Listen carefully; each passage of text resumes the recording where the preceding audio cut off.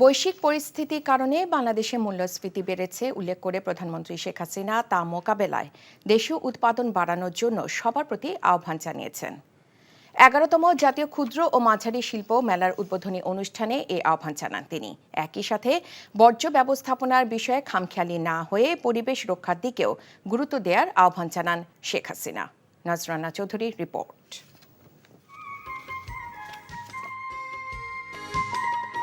শিল্প মন্ত্রণালয়ের উদ্যোগে রাজধানীর বঙ্গবন্ধু আন্তর্জাতিক সম্মেলন কেন্দ্রে শুরু হয়েছে সপ্তাহব্যাপী ক্ষুদ্র ও মাঝারি শিল্প এসএমই মেলা।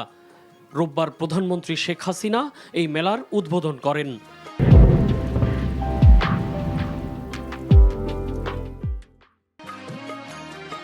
গত 15 বছরে বর্তমান সরকারের নেয়া নানা উদ্যোগ ও উন্নয়ন কাজের কথা তুলে ধরে প্রধানমন্ত্রী বলেন, তাদের উদ্যোক্তা বান্ধব নীতি গ্রহণের ফলে দেশে বিনিয়োগ বেড়েছে।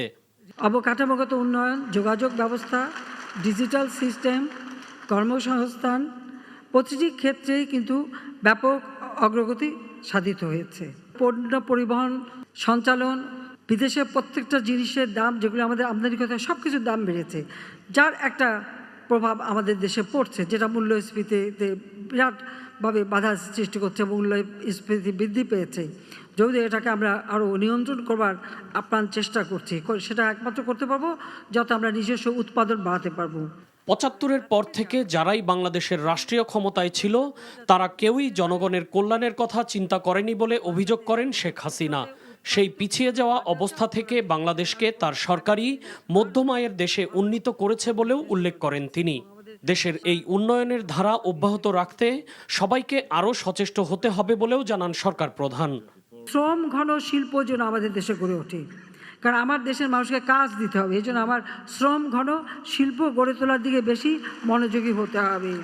নিজেদের দেশে সব কিছু অত্যন্ত পরিকল্পিতভাবে হওয়া উচিত, স্বাস্থ্যসম্মত হওয়া উচিত, সাথে সাথে জলবায়ুর অভিঘাত থেকে যেন আমরা ক্ষতিগ্রস্ত না হই, সেদিকে সকলকে দৃষ্টি দিতে হবে।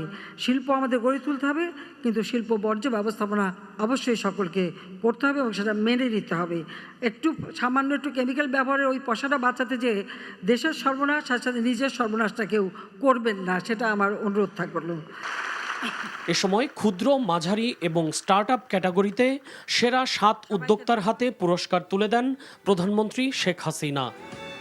নজরানা চৌধুরী, এনটিভি নিউজ, ঢাকা।